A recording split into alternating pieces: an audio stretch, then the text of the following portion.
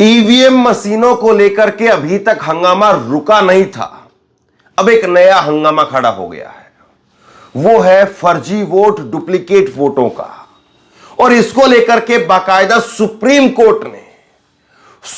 Court ने चुनाव आयोग को बुलाया है। अब 4 दिन बाद दोबारा फिर से सुनवाई होनी है, लेकिन इस बीच में सुप्रीम कोर्ट के वकील भानु प्रताप, महमूद प्राचार्य समेत तमाम लोग जो ईवीएम को लेकर के एक मुहिम छेड़े हुए हैं, उन्होंने भी एक बड़ा खुलासा कर दिया है। उन्होंने एक बड़ा खुलासा करते हुए कहा है कि ये ईवीएम के अंदर तो जो कमी है जिसको लेकर के वो लड़ाई लड़ रहे हैं वो तो है ही है, लेकिन उसके साथ साथ कई लाख वोटों का वो हवाला दे रहे हैं कि इतने लाख वोट वो डुप्लीकेट हैं। ये डुप्लीकेट वोट जब तक खत्म नहीं होंगे तब तक चुनाव, चाहे ईवीएम हो चाहे बैलेट पेपर हो, उनसे नहीं होने देंगे। तो बड़ी बात एक और निकल करके सामने आ गई है। और ये खबर जो है शाम को मैंने आपको दिखाई थी, मैं फिर से एक बार थोड़ी सी झलक आपको इसको दिखा देता हूं और फिर उसके बाद में सुप्रीम कोर्ट के वकीलों ने क्या कुछ कहा है फिर आपको वो सुनाऊंगा। लोकसभा चुनाव से पहले वोटर लिस्ट से क्यों हटा दिए गए 1.66 करोड़ नाम, चुनाव आयोग ने सुप्रीम कोर्ट में बताया। तो चुनाव आयोग खुद से लोकसभा चुनाव से पहले 1.5 करोड़ से ज्यादा मतदाताओं के वोट काट दे रहा है। और दूसरा जो इसमें खबर में लिखा है वो नीचे से आप देखिए, चुनाव आयोग ने, नीचे से देख रही दूसरी लाइन, चुनाव आयोग ने सुप्रीम कोर्ट को बताया कि 6 राज्यों को छोड़कर के बाकी राज्यों में मतदाताओं का रिवीजन हो गया है। 6 राज्यों में अभी तक यह रिवीजन नहीं हो पाया है। रिवीजन का मतलब यह है कि चुनाव आयोग वो रिवीजन करता है, चेक करता है कि कहां पर कौन डुप्लीकेट वोटर है, कहां पर कौन वोटर की मृत्यु हो गई है, कहां पर कौन वोटर ऐसा है जो यहां से उड़ीसा को छोड़ करके झारखंड चला गया है, या झारखंड का वोटर उत्तर प्रदेश चला गया है, या उत्तर प्रदेश का वोटर दिल्ली चला गया है और उसने अपना वहां दूसरे राज्य में जाकर के अपना नाम दर्ज करा लिया है। तो लिहाजा यहां पर जो उसका पहले का वोट था उसको कट कर दिया जाए। तो अभी तक ये जो 6 राज्य हैं, असम है, मध्य प्रदेश है, छत्तीसगढ़ है, राजस्थान है, मिजोरम है और तेलंगाना है, ये 6 राज्य, इनमें रिवीजन ही नहीं हुआ है। और इसी का हवाला दे रहे हैं सुप्रीम कोर्ट के वकील। मैं चाहता हूं एक बार आप सुनिए। ये घपला लगातार चल रहा है और ये बिल्कुल सिद्ध करता है जो मैं पहले कह रहा था कि इलेक्शन कमीशन ऑफ इंडिया न रह के इलेक्शन कमीशन ऑफ मोदी बन गया है और सरकार के साथ मिलकर इस देश के जो वोटर्स हैं उनके साथ कितना बड़ा धोखा किया जा रहा है। जो चुनाव आयोग जिन मशीनों को यूज कर रहा है कहीं से भी वो सर्टिफाइड और वेरीफाइड नहीं है, जो हम आपके सामने आरटीआई के माध्यम से खुलासा कर चुके हैं। और इलेक्शन कमीशन ने एक लेटर जो जारी किया, उस लेटर में बाकायदा लिखा कि जो वोटर लिस्ट बनानी है उसमें डोर टू डोर जाके, यानी घर घर जाके ये वेरीफाई करना है कौन कौन वोटर हैं, कौन नया वोटर है, कौन मर गया और कौन व्यक्ति यहां से जाके दूसरी जगह शिफ्ट कर गया। पहले ये लेटर हर स्टेट के इलेक्शन ऑफिसर जो है उनको जारी किया गया और उसके माध्यम से इस ऑर्डर की कॉपी नीचे डीएम, एसडीएम तक भेजी गई कि ये आपको काम करना है। सो उसके बाद वो सारी चीजें होके इलेक्शन कमीशन के पास आती है, देन फाइनल जो वोटर लिस्ट है वो जारी होती है सबकी। अकेले उत्तर प्रदेश में 71 लाख वोटर्स डुप्लीकेट हैं, जहां पे 100 वोटों से, 50 वोटों से, 500, 1000, 2-4 हजार वोटों से हार जीत होती है, वहां 71 लाख वोटों में कितनी कॉन्स्टिट्यूंसी साफ हो जाएंगी। एक आंकड़ा मैं दिखाता हूं। सबसे पहले प्रधानमंत्री नरेंद्र मोदी की कॉन्स्टिट्यूंसी बनारस, ये सारे के सारे डाटा इलेक्शन कमीशन ने दिए हैं, हमारे नहीं है। ये 8 विधानसभा हैं एक, मतलब पूरे जिले में। जो सर्वे कराएगा डोर टू डोर, जैसा वो इलेक्शन कमीशन बता रहा है, वो है 30,30,426, यानी हर वोटर का उन्होंने डोर टू डोर सर्वे करा लिया। तो वोट कौन से कटने चाहिए थे? जो मर गए और जो वहां से छोड़ के चले गए, शिफ्ट हो गए, यही तो वोट कटने चाहिए थे वोटर लिस्ट में से। इनके हिसाब से जो वोट कटनी चाहिए थी, जो मरे हुए की और शिफ्टेड की हैं, वो 5388। तो 5388 की बजाय वोट कितनी काटी? 55,545 वोटें काट दी गई। जब प्रधानमंत्री की कॉन्स्टिट्यूंसी में यह हाल है, सो बाकी जगह क्या हाल होगा इसका अंदाजा आप लगा सकते हैं। और इसी जो गलत वोटर लिस्ट है, इसी के आधार पर यह बेईमान इलेक्शन कमीशन वोट इलेक्शन कराना चाहता है। जो कलेक्टर्स हैं हर जिले के, क्योंकि वो सब इन्वॉल्व हैं इसमें, और स्टेट के जो इलेक्शन कमिश्नर, जो इलेक्शन ऑफिसर्स हैं, सबके खिलाफ एफआईआर कराई जाएगी आईपीसी की धाराओं में। सबके खिलाफ, बख्शा किसी को जाएगा नहीं। और अदालत भी अगर इन सारे सबूतों को नहीं मानेगी तो देश पूरा हम सब मिलके सड़क पर आंदोलन करेंगे। और जब तक ये सही नहीं होगा तब तक किसी सूरत में इस बार चुनाव होने नहीं देंगे। ईवीएम तो होने ही नहीं देंगे ईवीएम से, लेकिन इसके बिना भी नहीं होने देंगे। अब सबसे बड़ा सवाल यह है कि जब इतनी सारी बातें हो रही है, लगातार चुनाव आयोग सवाल खड़े कर रहा है, चुनाव आयोग के ऊपर सवाल खड़े हो रहे हैं, चुनाव आयोग खुद यह कह रहा है कि नहीं, हमारे ईवीएम के अंदर कोई दिक्कत नहीं है, चुनावी प्रक्रिया पूरी तरह से पारदर्शी है, लेकिन उसके बाद में जो ये आंकड़े हैं वो क्या कहते हैं? ये आंकड़े तो अपने आप में बहुत कुछ और कहानी बयां कर रहे हैं।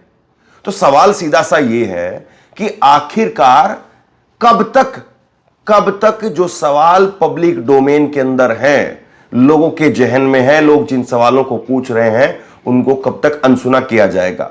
और क्या लोकसभा चुनाव से पहले इन सवालों का जवाब भी मिलेगा, या लोकसभा चुनाव इसी उधेड़-बुन के अंदर जो है वो हो जाएंगे और खत्म हो जाएंगे? सुप्रीम कोर्ट के वकीलों ने, महमूद पराचा और भानु प्रताप जो लगातार इस लड़ाई को लड़ने का काम कर रहे हैं, और तमाम साथी उनके साथ में से वो संयुक्त एक मोर्चा बनाया है ईवीएम के खिलाफ, उसके जितने भी साथी हैं, उन्होंने क्या कुछ बताया है इसको लेकर के, आप विस्तार से सुनिए। लोकतंत्र के चौथे स्तंभ के रूप में इस देश को बचाने की लगातार कोशिश में लगे मेरे मीडिया के साथियों, आप सभी का हार्दिक अभिनंदन। आज की प्रेस कॉन्फ्रेंस में आने के लिए बहुत बहुत धन्यवाद।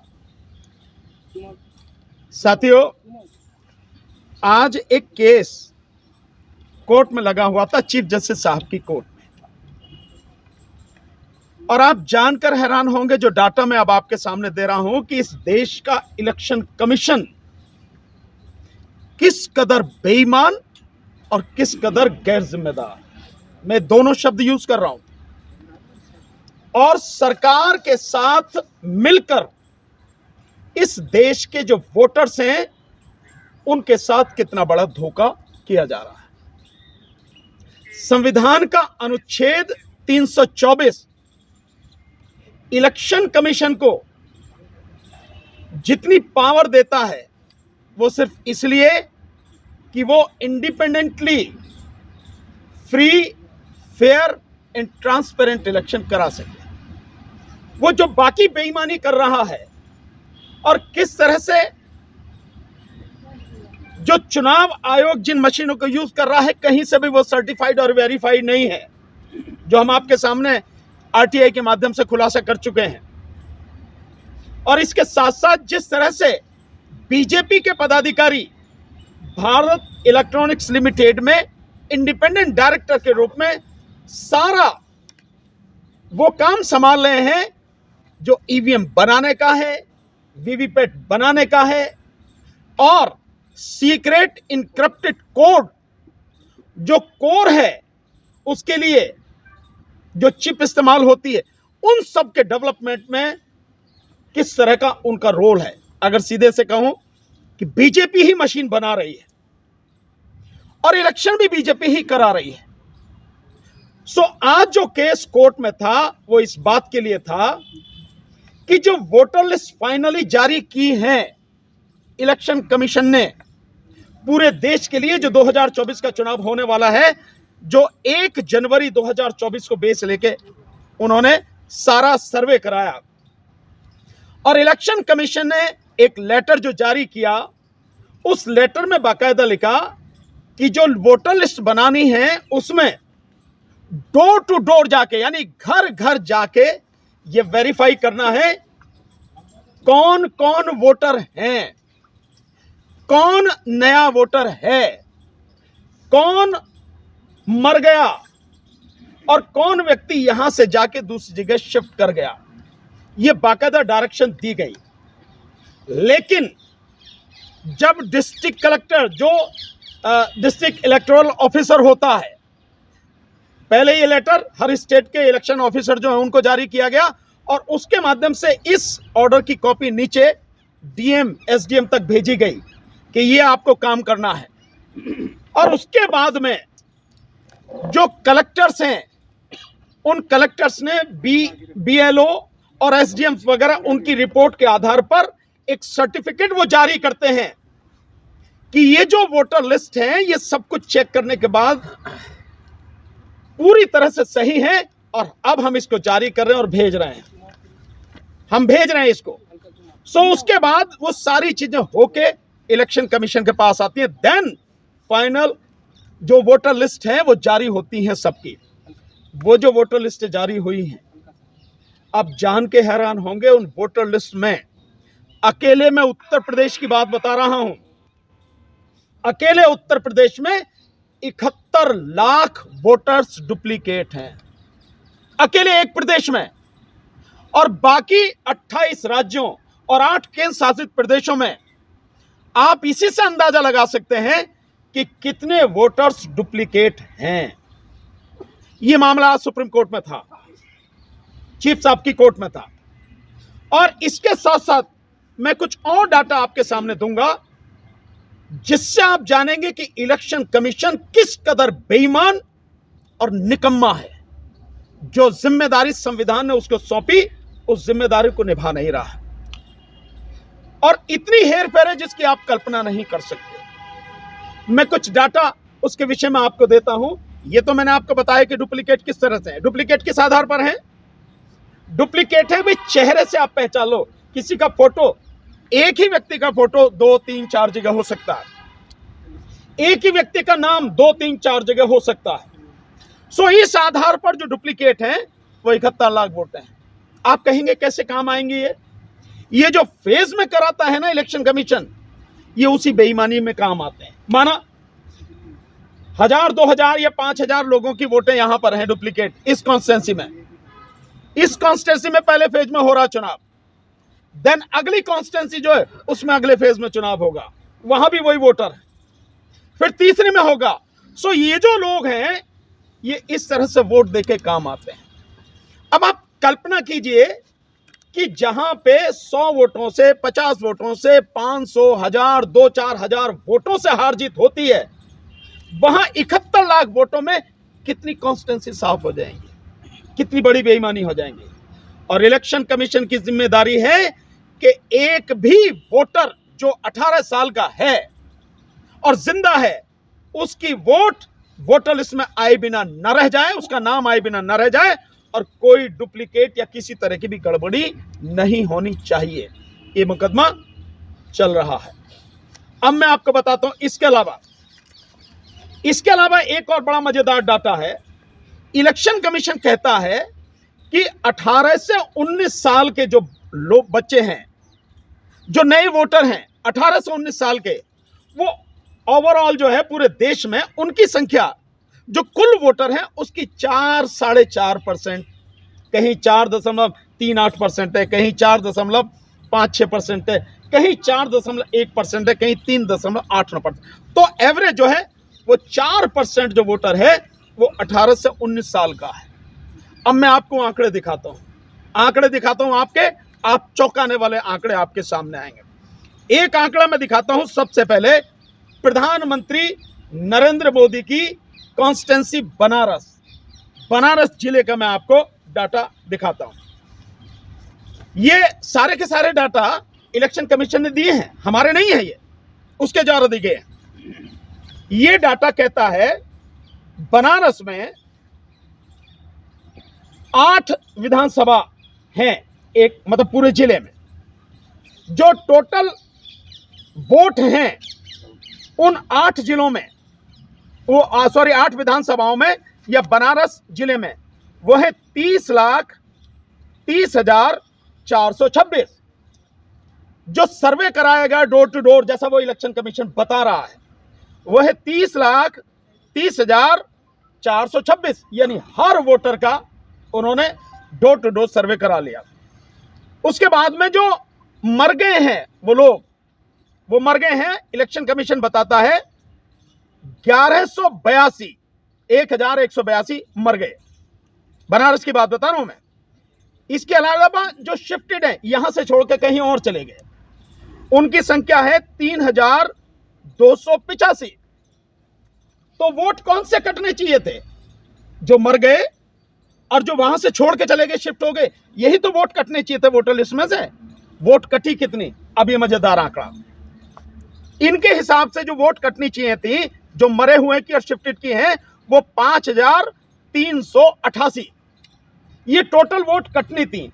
तो 5,388 की बजाय वोट कितनी काटी? 55,545 वोटें काट दी गई। आप समझ रहे हैं? इतनी वोटें काट दी गई। इसके अलावा जो डाटा बता रहे हैं वो 18 से 19 वर्ष के जो युवा हैं, जो सत्यापन के बाद यानी वेरिफिकेशन के बाद आए हैं, वो डाटा है उनका। कुल चिन्हित मतदाता 4,018 और ERO नेट पर फॉर्म 6 के माध्यम से जो थे वो है 3,920। और ये कह रहे हैं कि आयोग के परसेंटेज सेंसस पॉपुलेशन के आधार पर, सेंसस के आधार पर कह रहे हैं, लेकिन हमने सेंसस को छोड़ जो वोटर हैं उसी के आधार पर हम निकाल लें। सो जो 30,30,426 टोटल वोटर हैं, ये कहते हैं 4.38 18 से 19 साल के वोटर हैं। तो कितने आने चाहिए? ये वोटर आने चाहिए 1,32,733। 18 से 19 साल के इतने वोटर होने चाहिए। हैं कितने? 4,018 प्लस 3,920, यानी कि 7,938। इतने युवाओं के वोट गायब। और जो उसमें जोड़े गए हैं, मरे हैं जितने, शिफ्टेड जितने हुए हैं, उनकी संख्या इतनी, और उसमें 55,000 गायब कर दिए गए। यह है इलेक्शन कमीशन के द्वारा इस देश के मतदाताओं की पीठ में छुरा भोंकना। अब और एक डाटा आपको मजेदार देता हूं। ये तो मैंने केवल एक दिया, प्रधानमंत्री, क्योंकि वो जो कॉन्स्टिट्यूंसी है। अब ये मजेदार आंकड़ा, इनके हिसाब से जो वोट कटनी चाहिए थी, जो मरे हुए की और शिफ्टेड की हैं, वो 5,388। ये टोटल वोट कटनी थी। तो 5,388 की बजाय वोट कितनी काटी? 55,545 वोटें काट दी गई। आप समझ रहे हैं? इतनी वोटें काट दी गई। इसके अलावा जो डाटा बता रहे हैं वो 18 से 19 वर्ष के जो युवा हैं, जो सत्यापन के बाद यानी वेरिफिकेशन के बाद आए हैं, वो डाटा है उनका। कुल चिन्हित मतदाता 4,018 और ERO नेट पर फॉर्म 6 के माध्यम से जो थे वो है 3,920। और ये कह रहे हैं कि आयोग के परसेंटेज सेंसस पॉपुलेशन के आधार पर, सेंसस के आधार पर कह रहे हैं, लेकिन हमने सेंसस को छोड़ जो वोटर हैं उसी के आधार पर हम निकाल लें। सो जो 30,30,426 टोटल वोटर हैं, ये कहते हैं 4.38 18 से 19 साल के वोटर हैं। तो कितने आने चाहिए? ये वोटर आने चाहिए 1,32,733। 18 से 19 साल के इतने वोटर होने चाहिए। हैं कितने? 4,018 प्लस 3,920, यानी कि 7,938। इतने युवाओं के वोट गायब। और जो उसमें जोड़े गए हैं, मरे हैं जितने, शिफ्टेड जितने हुए हैं, उनकी संख्या इतनी, और उसमें 55,000 गायब कर दिए गए। यह है इलेक्शन कमीशन के द्वारा इस देश के मतदाताओं की पीठ में छुरा भोंकना। अब और एक डाटा आपको मजेदार देता हूं। ये तो मैंने केवल एक दिया, प्रधानमंत्री, क्योंकि वो जो कॉन्स्टिट्यूंसी है भाई, प्रधानमंत्री की कॉन्स्टिट्यूंसी, जब प्रधानमंत्री की कॉन्स्टिट्यूंसी में यह हाल है सो बाकी जगह क्या हाल होगा इसका अंदाजा आप लगा सकते हैं। अब एक और डाटा जो दिल्ली का है, मैं दिल्ली का डाटा भी इन्होंने जो दिया इलेक्शन कमीशन ने 4% के हिसाब से, जो 18-19 साल के वो होने चाहिए, मैं एक दो कह देता हूं आपको, देन उसके बाद में आपको पता लग जाएगी कि क्या क्या वोटर लिस्ट में हेर फेर है। और इसी जो गलत वोटर लिस्ट है, इसी के आधार पर ये बेईमान इलेक्शन कमीशन वोट इलेक्शन कराना चाहता है, जो हम किसी सूरत पर भी होने नहीं देंगे जब तक ये डाटा पूरा का पूरा सही नहीं होगा। और इसके विषय में बाकायदा इलेक्शन कमिश्नर तीनों के खिलाफ, जो कलेक्टर्स हैं हर जिले के, क्योंकि वो सब इन्वॉल्व हैं इसमें, और स्टेट के जो इलेक्शन कमिश्नर, जो इलेक्शन ऑफिसर्स हैं, सबके खिलाफ एफआईआर कराई जाएगी आईपीसी की धाराओं में, सबके खिलाफ, बख्शा किसी को जाएगा नहीं। वो क्या है दिल्ली का, आप देखें, मैं बताता हूं।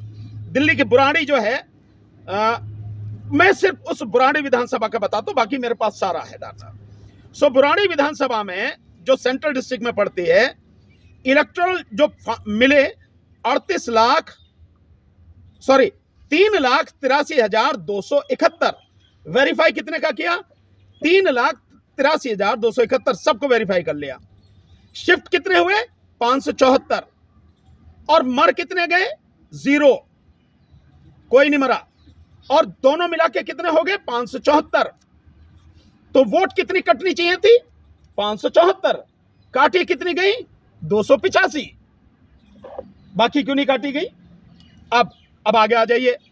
जो 18 से 19 साल के वोटर हैं, जो आइडेंटिफाइड किए गए, वो थे 4,635। जो फॉर्म 6 के माध्यम से ईआरओ नेट से मिले, वो थे 319। यानी कि टोटल जो ये हैं लगभग 5,000 हैं जो 18 से 19 साल के वोटर हैं।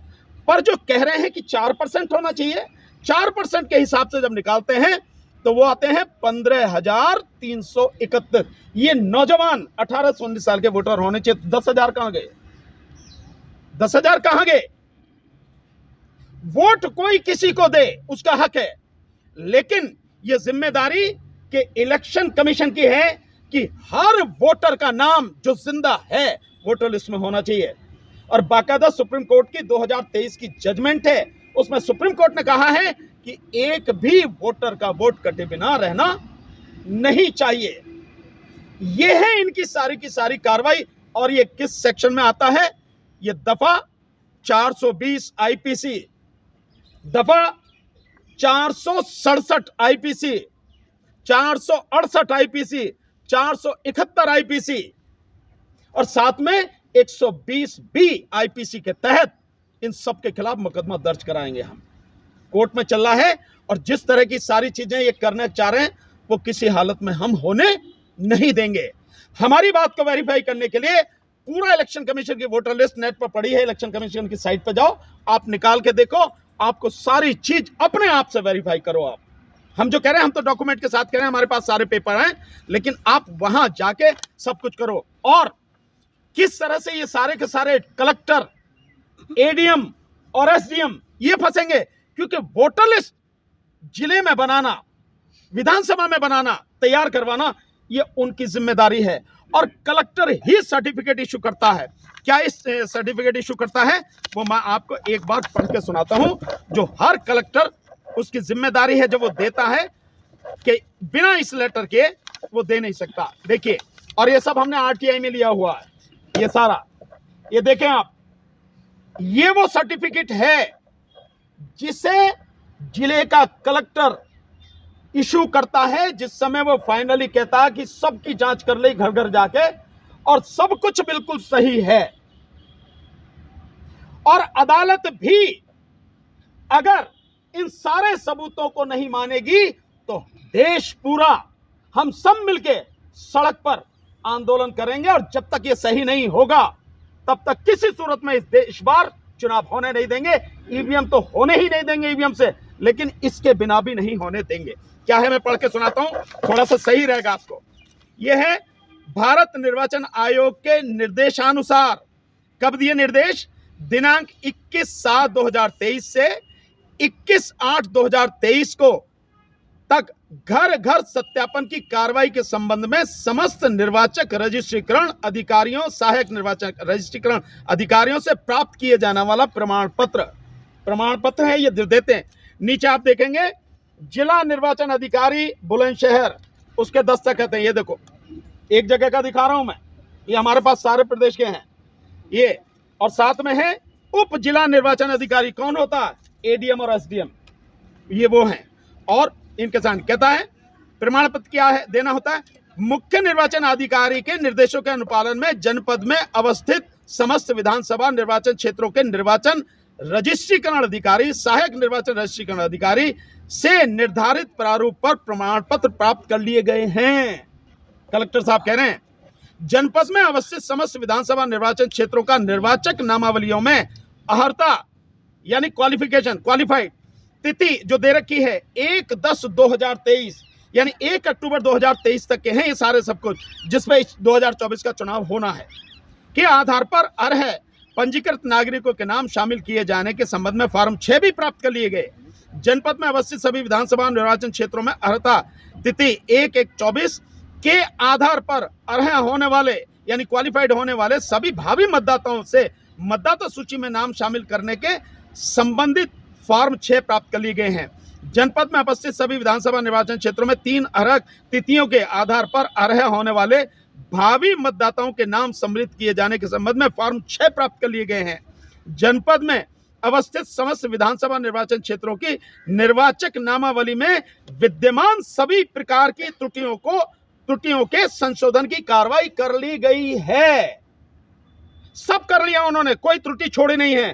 तो ये 71 लाख वोटें डुप्लीकेट कैसे हैं? ये वोटें बच्चों की जितनी होनी चाहिए 18 से 19 साल की, उनकी जितनी होनी चाहिए उनके आधार पर 4% वो कहां हैं? जितने मरे, जितने शिफ्ट हुए, उससे ज्यादा या कम क्यों काटी गई हैं?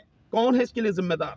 साथ में आगे दिव्यांग मतदाताओं के लिए मार्ग मतदाताओं के चिन्हांकन की कार्रवाई कर ली गई है। सब कुछ करके ये इन्होंने दस्तखत दिए और ये गवर्नमेंट ऑफ इंडिया की, वो गवर्नमेंट ऑफ यूपी की मोहर है सब कुछ। ये घपला लगातार चल रहा है और ये बिल्कुल सिद्ध करता है जो मैं पहले कह रहा था कि इलेक्शन कमीशन ऑफ इंडिया न रह के इलेक्शन कमीशन ऑफ मोदी बन गया है।